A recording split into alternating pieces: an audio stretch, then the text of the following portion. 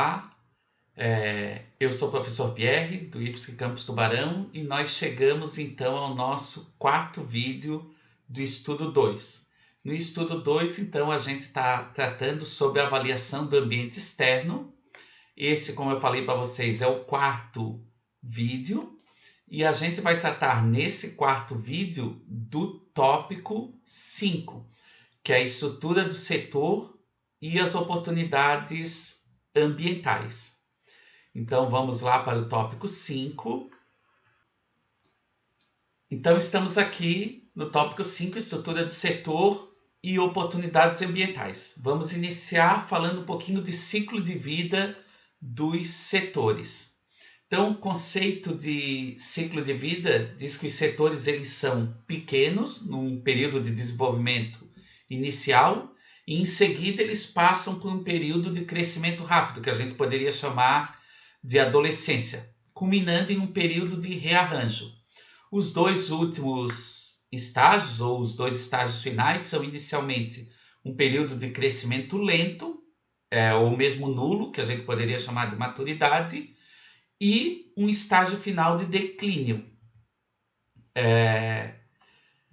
Vocês estão observando então aí na tela a representação do ciclo de vida do setor, né, com as suas fases: desenvolvimento, crescimento, rearranjo, maturidade e declínio. Cada um desses estágios ele tem implicações para as 5 forças. Então, estão colocados aqui, ó, a relação da fase com a rivalidade. Então, no desenvolvimento a gente tem baixa rivalidade, no crescimento ainda baixa rivalidade, no rearranjo um aumento da rivalidade, na maturidade os compradores eles passam a ter mais força, e no declínio a gente tem uma rivalidade extrema. E aqui nessa linha a gente tem o fator decisivo que as empresas devem prestar atenção para lidarem com determinada fase do setor, do ciclo de vida, né? Então, no estágio de desenvolvimento, ele é mais do tipo experimental. Então, nesse estágio aqui, né, existem poucos atores exercendo pouca rivalidade direta e os produtos tendem a ser altamente diferenciados. As 5 forças geralmente são mais frágeis, mas por outro lado os lucros podem ser escassos porque essa fase exige um alto investimento das organizações. O fator decisivo então nessa fase é a inovação. No estágio de crescimento ainda existe pouca rivalidade e muitas oportunidades de mercado para as empresas que estão no setor.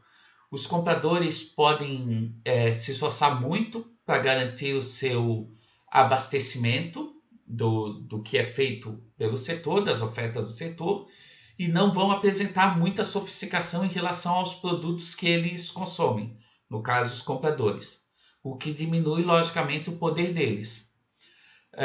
Um aspecto negativo desse setor é que as barreiras de entrada costumam ser baixas, já que os competidores que estão lá no setor, os competidores existentes, não angariaram muita escala, ou experiência, ou mesmo lealdade dos seus clientes. Outro aspecto possivelmente adverso é o poder dos fornecedores. No caso de haver, por exemplo, uma falta de componentes ou de matéria-prima que os negócios que estão no setor precisam, e como eles estão em rápido crescimento, eles precisam muito disso para o seu desenvolvimento e, logicamente, para se manter no setor, porque aqui a gente está falando que o fator decisivo é a capacidade de crescimento. No estágio de rearranjo, ele se inicia quando as taxas de crescimento elas começam a cair, de forma que as forças de rivalidade aumentadas começam a expulsar as empresas recém-chegadas no setor. O fator decisivo nesse estágio, então, é a força gerencial e financeira da organização para se manter ainda no setor e vencer esta fase. Já no estágio de maturidade, as barreiras de entrada tendem a aumentar, já que o controle sobre a distribuição ele se estabiliza e os benefícios da economia de escala e da curva de experiência eles aparecem nas organizações que permaneceram no setor. Os produtos ou serviços tendem a se padronizar no setor e os compradores podem se tornar mais poderosos quando eles se tornam menos ansiosos pelos produtos ou serviços ofertados pelas empresas do setor, ao mesmo tempo que eles se tornam mais confiantes para alterar entre os fornecedores, porque eles têm, por exemplo, mais experiência com compra. Para os atores principais, a participação no mercado geralmente é a chave para eles sobreviverem no setor. Porque isso fornece uma alavancagem em relação aos compradores e vantagem competitiva em termos de custo, porque ganha-se em escala, por exemplo. Aqui, então, o fator decisivo é o compartilhamento do mercado e os custos. E no estágio em declínio, né, ele pode ser no estágio de rivalidade extrema, especialmente quando há altas barreiras de saída, ou seja, as empresas têm dificuldade de sair do setor, e a queda das vendas força os competidores que estão naquele setor a uma competição mais acirrada. O fator decisivo aqui, então, ainda é a questão dos custos e o comprometimento, né? O nível de comprometimento das organizações que estão no setor com aquele setor. Algumas considerações sobre o ciclo de vida dos setores. Primeiro, nem sempre um estágio acontece possivelmente após o outro. Segundo, os estágios podem ter uma duração variável de setor para setor. Terceira questão, alguns setores eles podem rapidamente desamadurecer. Por exemplo, a telefonia, que era baseada há quase um século em linhas fixas, ela desamadureceu rapidamente com a introdução da telefonia celular e da internet. Próximo ponto, o efeito chamado mentalidade da maturidade pode tornar os gerentes complacentes e lentos para reagirem à nova competição. Ou seja, gerentes de organizações que estão no setor maduro podem achar que aquela maturidade é extremamente normal e que eles têm pouco a reagir. Outro ponto, gerenciamento em setores maduros não é necessariamente, então, faz sentido com o ponto anterior, esperar pelo declínio. Embora o progresso seguro através dos estágios ele não seja inevitável, o conceito de ciclo de vida, como a gente está vendo aqui, ainda assim pode lembrar os gerentes de que condições irão mudar ao longo do tempo. Logicamente, a análise das 5 forças ela tem que ser vista e revista com regularidade, associando ao ciclo de vida dos setores. Agora a gente passa para uma análise da estrutura do setor, que tem relação com o conceito de ciclo de vida dos setores. Então, entrando na questão da estrutura do setor e as oportunidades, então a gente vai ver para cada estrutura do setor as oportunidades relativas, a gente pode dizer que a estrutura do setor é uma outra abordagem, mais complementar ao ciclo de vida. E ela analisa diretamente a estrutura do setor. Então, a maioria das empresas não pode mudar unilateralmente as ameaças do setor, mas ao alterar as relações no setor, as empresas podem reduzir ameaças ou criar oportunidades. E desse modo, logicamente, aumentando a lucratividade. Por isso que identificar ameaças é metade do trabalho, a outra metade é identificar as oportunidades. Lembre que a gente está falando de ambiente externo, ameaças e oportunidades. Então, as estruturas genéricas do setor. Então, a gente tem os setores fragmentados, cuja oportunidade inerente a esse setor é a consolidação. A gente tem os setores emergentes, cuja oportunidade relacionada a esse setor é a vantagem do pioneiro ou vantagens do pioneiro. A gente tem os setores maduros, que as oportunidades estão relacionadas a refinamento de produtos, serviços e inovação de processo. E a gente tem os setores em declínio, que as oportunidades são liderança, nicho, colheita e alienação. Vamos então analisar inicialmente os setores fragmentados e a oportunidade de consolidação. Então, setores fragmentados. Quais são as características de setores fragmentados?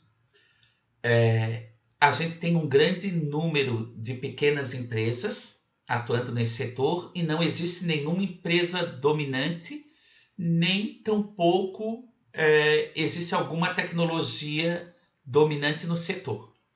Em geral, setores fragmentados, os produtos são do tipo commodity, ou seja, eles são muito parecidos entre uns e outros.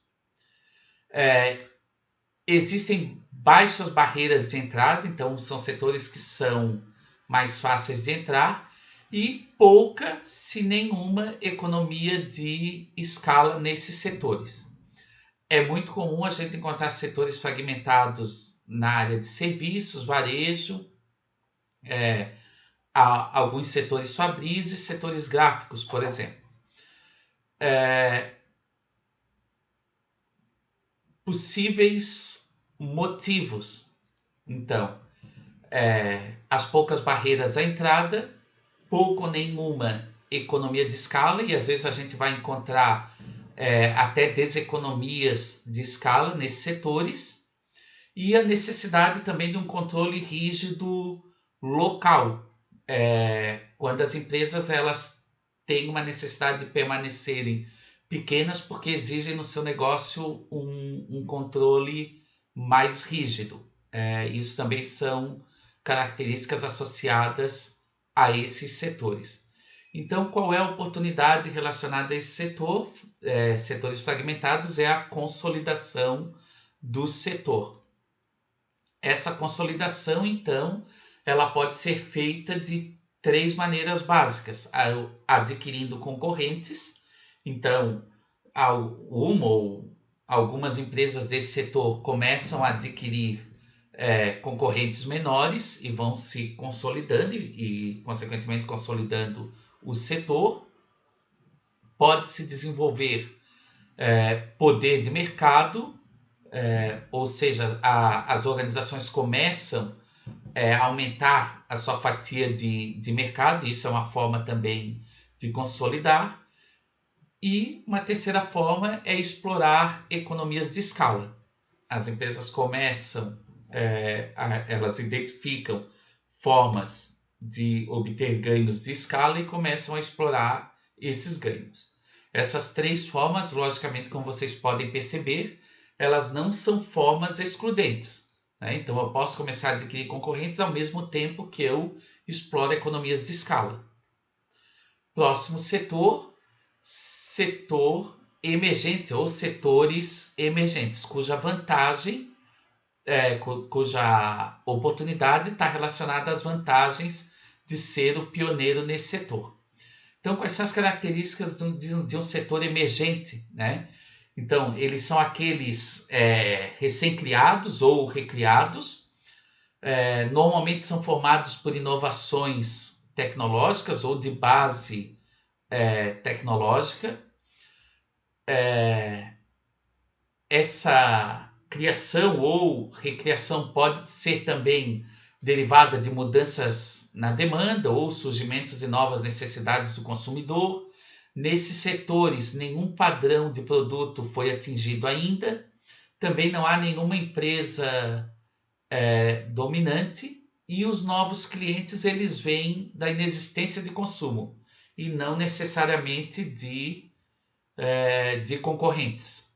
Alguns setores que já foram emergentes são os setores de microprocessadores, o próprio setor de computadores pessoais, setor de biotecnologia, por exemplo.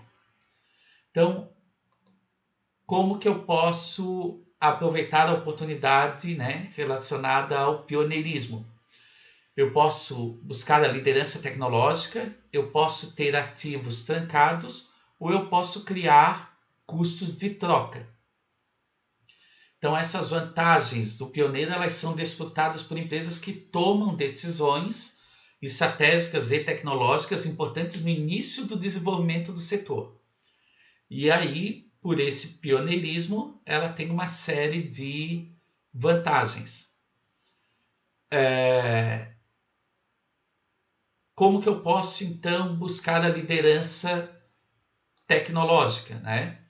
Então, o investimento no início de um setor em determinada tecnologia e, logicamente, o investimento acertado.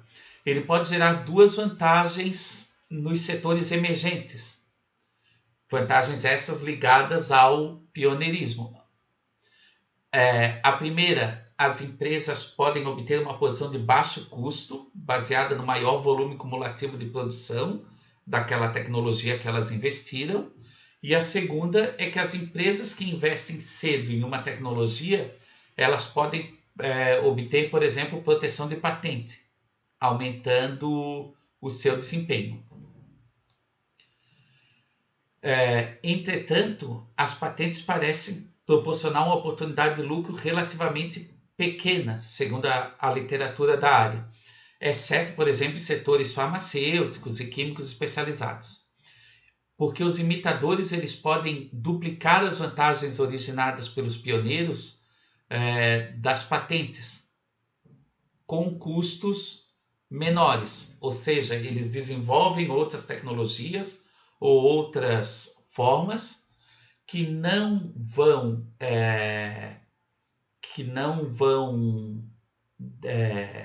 ultrapassar limites legais e ao mesmo tempo vão ter custos menores para esses, digamos assim, seguidores, né?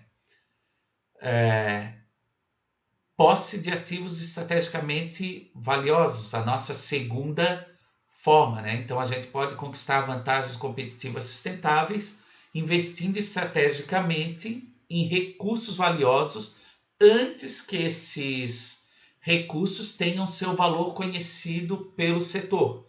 E quando o valor de um recurso ele é conhecido pelo setor e esse valor é alto, seu preço tende a aumentar também. Um exemplo é se a empresa tem acesso a matérias-primas ou localizações geográficas particulares que permitem a ela obter algum tipo de vantagem. E por último, a criação de custos de troca ou custos de mudança para o consumidor. Esses custos existem quando os clientes fazem algum investimento para utilizar os produtos ou serviços de uma empresa. Por exemplo, na área de informática, investimento em aprendizado. Em medicamentos, investimento no costume, porque os novos medicamentos exigem, entre aspas, né, testes por esses consumidores. Quando a gente está falando de supermercado, a gente está falando da disposição dos produtos. Algumas pessoas relutam mudar de um supermercado para outro porque elas já conhecem a disposição dos produtos que já estão no supermercado, a forma como os produtos estão dispostos no supermercado que ela costuma utilizar. Entretanto, existem algumas desvantagens dos pioneiros, né? Então, os setores emergentes eles são caracterizados por grandes incertezas. Então, o ser pioneiro pode fazer com que a organização faça uma série de investimentos errados. Uma estratégia alternativa é tentar buscar a maior flexibilidade possível, não só na realização desses investimentos, mas também nas suas operações de uma forma geral. Próximo setor maduro ou setores maduros, onde a gente tem as oportunidades de refinamento do produto, dos serviços e a inovação. Quais são então as características desse setor? A gente tem um crescimento lento da demanda, os clientes com experiência em compras recorrentes, então eles têm maior poder de barganha, isso leva, né, a maior poder de barganha. A gente tem uma desaceleração dos aumentos de capacidade de produção, ou seja, como a gente tem uma demanda que cresce muito lentamente ou uma demanda estável, as empresas logicamente não vão fazer aumentos de capacidade de produção. A gente tem uma desaceleração na introdução de novos produtos ou serviços nesses setores maduros. A gente tende a ter um aumento na capacidade de concorrência internacional e a gente tende a ter uma redução geral da lucratividade das empresas. Então, que oportunidades estão associadas aos setores maduros, né? Refinamento dos produtos atuais, ênfase em serviço e inovação em processo. Então, quando a gente fala de refinamento de produtos atuais, por exemplo, os produtos de limpeza, exigem poucas inovações tecnológicas, mas pode-se fazer inovações na extensão e aprimoramento dos produtos. No caso de detergentes, por exemplo, na concentração ou na embalagem. ênfase em serviço. Os esforços na ênfase em serviço eles podem ser voltados para a qualidade do atendimento do cliente, por exemplo, no caso dos restaurantes. E inovação em processos de uma empresa, né? O que são? São essas atividades nas quais ela se envolve para projetar, produzir, vender os seus produtos e serviços. Inovação em processo é um esforço da empresa para refinar e aprimorar os processos que ela já possui. Com o desenvolvimento de um setor, as inovações em processos ganham bastante importância. Com elas, a gente pode reduzir os custos de manufatura, aumentar a qualidade dos produtos e otimizar o gerenciamento. Logicamente, empresas que operam em setores maduros, elas não estão impossibilitadas de realizar inovações radicais. O que acontece aqui é que, dependendo do nível dessa, digamos assim, radicalidade, a gente tem a criação até de um novo setor ou, digamos assim, de uma mudança estrutural grande no setor. E o próximo setor, os setores em declínio, quando as oportunidades estão relacionadas à liderança, nicho, colheita e alienação. Então, o setor em declínio é aquele que teve uma queda absoluta nas vendas por um longo período de tempo. Existem mais ameaças que oportunidades, a rivalidade tende a ser alta, assim como a ameaça de fornecedores, dos compradores e dos substitutos. Então, observem que é uma estrutura de setor bastante adversa. Nesses setores, também algumas empresas bem estabelecidas começam a abandonar ou já abandonaram o setor, e as empresas elas tendem a parar de investir em manutenção dos seus negócios. Então, as oportunidades relacionadas a esse setor, né? Liderança de mercado, nicho de mercado, colheita e alienação. Então, liderança de mercado. Então, como um setor em declínio frequentemente se caracteriza pelo excesso de capacidade de manufatura e de distribuição, entre outros fatores, né? As empresas que permanecem no setor, elas terão que enfrentar um considerável período de reestruturação, ou seja, né, que inclui a adequação da sua capacidade produtiva à demanda atual do setor. Após esse período, quem sobreviver pode desfrutar aí de uma situação um pouco mais benéfica.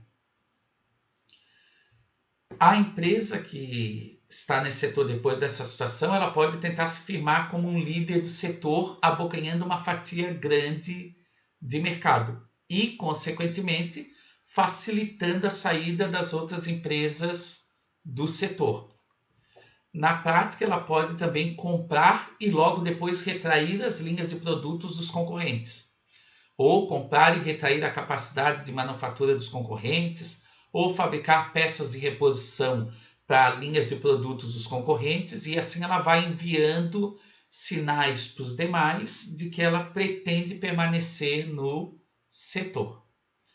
Nicho de mercado. Então, quando a empresa reduz seu escopo de operações e se concentra em segmentos de mercado restritos desse setor, ou seja, com um conjunto de consumidores que tem características muito peculiares. A tendência é, se poucas empresas escolherem o nicho, elas vão ter um ambiente um pouco mais favorável ali naquele nicho. E finalmente não, né? Na metade ainda, colheita. Então, na liderança e no nicho, as empresas optam por permanecer no setor. Mas, quando elas implementam uma estratégia de colheita, elas não querem permanecer. Elas se empenham em uma retirada um pouco mais longa, sistemática e gradual, tentando extrair o máximo possível de valor nesse período do setor. Logicamente, tem que ser um setor que tenha algum valor para ser extraído. Na prática, o que elas podem fazer? Reduzir a variedade de produtos que vendem, a rede de distribuição, a qualidade do produto e a qualidade do serviço, eliminar os consumidores menos lucrativos, adiar a manutenção de reparo de equipamentos e assim por diante. Existem alguns desafios quando a organização passa a implementar estratégias desse tipo, passa a implementar ações desse tipo. Geralmente isso significa que algumas das características do negócio que sempre foram um orgulho para as pessoas que estão envolvidas no negócio, elas devem ser abandonadas. Por exemplo, a qualidade. E aí, nesse contexto, às vezes é difícil contratar bons gerentes e bons profissionais, de uma forma geral, para uma empresa que escolhe uma estratégia de colheita. Nesse caso, as empresas normalmente elas relutam em divulgar que elas estão implementando uma colheita em um determinado setor. E agora sim, finalmente, a alienação, né? Então, o objetivo da alienação é tirar a empresa de um setor em declínio. E aí, nesse caso, ela tende a ocorrer de maneira bastante rápida. Lógico que nem todas as alienações são causadas pelo declínio do setor. Em alguns casos, elas alienam certas operações para concentrar os esforços em outras operações remanescentes. Em outros casos, elas alienam para levantar capital ou mesmo para simplificar as operações. Tá? Então, nesse vídeo, a gente viu o conceito de ciclo de vida do setor e analisou 4 estruturas do setor e as suas oportunidades, né, oportunidades inerentes a cada uma dessas estruturas. Então, para localizar vocês no nosso mapa, digamos assim, desse estudo, então a gente começou lá no macro ambiente, fazendo a análise, né, e a ferramenta relacionada à análise pestal. A gente passou para o setor, né, então a gente está chegando mais próximo da empresa. Vimos o modelo das 5 forças e nesse vídeo a gente viu a estrutura do setor. No próximo vídeo a gente vai ver o conceito de grupos estratégicos e como ele pode ajudar a gente a entender mais a concorrência em um setor. E aí no 6º vídeo a gente vai ver o conceito de segmentos de mercado e como os segmentos de mercado nos ajudam a entender os nossos clientes. Então, grupos estratégicos nos ajudam com os concorrentes, segmentos de mercado com os clientes. E no último vídeo, né, no 7º e último vídeo, a gente vai ver os fatores críticos de sucesso e as ameaças e oportunidades. E aí a gente fecha esse estudo. Então, a gente se vê no próximo vídeo para estudar os grupos estratégicos. Até mais!